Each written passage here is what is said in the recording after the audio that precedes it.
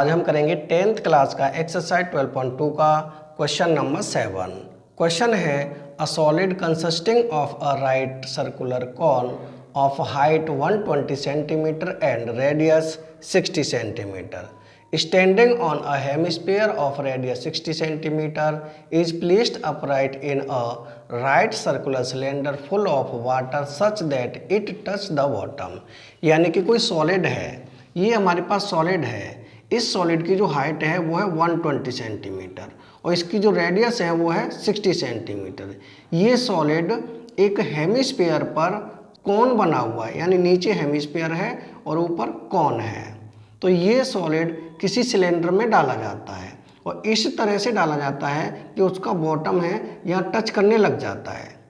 आगे है question find the volume of water left in the cylinder. तो हमें बताना है कि इस सिलेंडर में से कितना पानी बाहर निकल जाता है।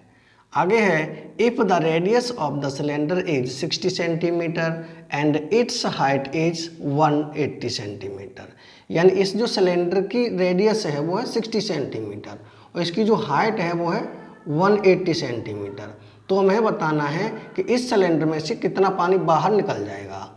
अब हम देखेंगे कितना पानी बाहर निकलेगा। यानी सबसे पहले देखेंगे हम वॉल्यूम ऑफ सिलेंडर, यानी सिलेंडर में कितना पानी है। जितना सिलेंडर का वॉल्यूम होगा उतना ही उसमें पानी होगा।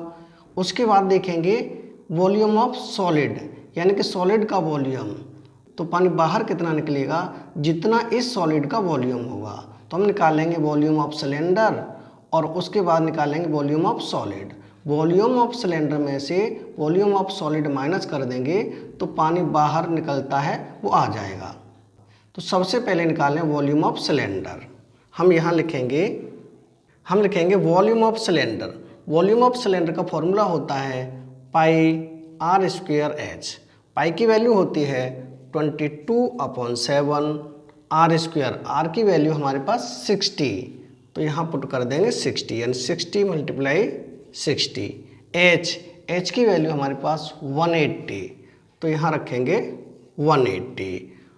22, 60, 60 और 180 इन सब का करेंगे मल्टीप्लाई, तो ये आ जाएगा 1425600 अपॉन में हो जाएगा 7 सेंटीमीटर क्यूब। यानी ये हो जाएगा वॉल्यूम ऑफ सिलेंडर, यानी कि इतना पानी सिलेंडर में है। अब हम निकालेंगे वॉल्यूम ऑफ सॉलिड, यानी कि volume of cone plus volume of hemisphere.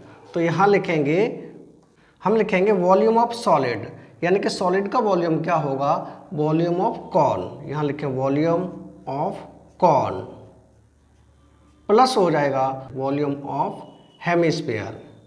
Volume of cone का फॉर्मूला होता है 1/3 pi r square h plus volume of hemisphere, इसका फॉर्मूला होता है 2/3 पाई आर का क्यूब। अब हम देखेंगे 1/3 यहाँ भी होगा, पाई यहाँ भी है, आर स्क्वायर यहाँ आर क्यू है, तो आर स्क्वायर दोनों में कॉमन होगा, यानी कि 1/3 पाई आर स्क्वायर है कॉमन। यहाँ बचेगा एच प्लस 2, यहाँ बच जाएगा 2 और r, ये हो जाएगा 2r। अब इनकी वैल्यू पुट करेंगे तो 1/3 पाई की वैल्यू होती है 22/7 आर स्क्वायर। आर की वैल्यू हमारे पास 60, तो यहाँ रखें 60 × 60। ब्रैकेट में है h, यानी कि h की वैल्यू हमारे पास 120, तो यहाँ रखें 120 प्लस 2 × r की वैल्यू है 60, तो ये हो जाएगा 60। इसे हम कैंसिल करेंगे 3 से, 3 × 3 और 3 × 2 6। अब 22 × 60 × 20 इन तीनों का मल्टीप्लाई करेंगे तो ये आएगा 26400 अपॉन में है 7। ब्रैकेट में यहाँ है 120 प्लस 2 × 60, इन दोनों का मल्टीप्लाई करेंगे तो ये हो जाएगा 120। 120 प्लस 120 दोनों को ऐड करेंगे तो हो जाएगा 240। आगे सॉल्व करेंगे, यानी इन दोनों का मल्टीप्लाई करेंगे तो ये आएगा 633600 अपॉन में है 7 सेंटीमीटर क्यूब। यानी ये हो जाएगा वॉल्यूम ऑफ सॉलिड, ये हो जाएगा सॉलिड का वॉल्यूम। अब पानी बाहर कितना निकलेगा, यानी पूरे सिलेंडर के वॉल्यूम में से हम सॉलिड का वॉल्यूम कर देंगे माइनस। तो यहाँ लिखें हम लिखेंगे वॉल्यूम ऑफ लेफ्ट वाटर, यानी पानी बाहर निकलेगा, कितना पानी बाहर निकलेगा, volume of cylinder.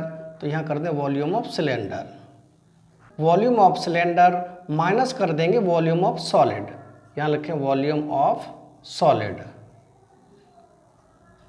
Volume of cylinder, volume of cylinder कितना आया था, वो आया था 1425600 minus volume of solid, solid का वॉल्यूम था 633600 इसे आगे सॉल्व करेंगे तो दोनों का एलसीएम हो जाएगा 7, तो यहाँ एलसीएम लें 7, ऊपर हो जाएगा 1425600 माइनस 633600।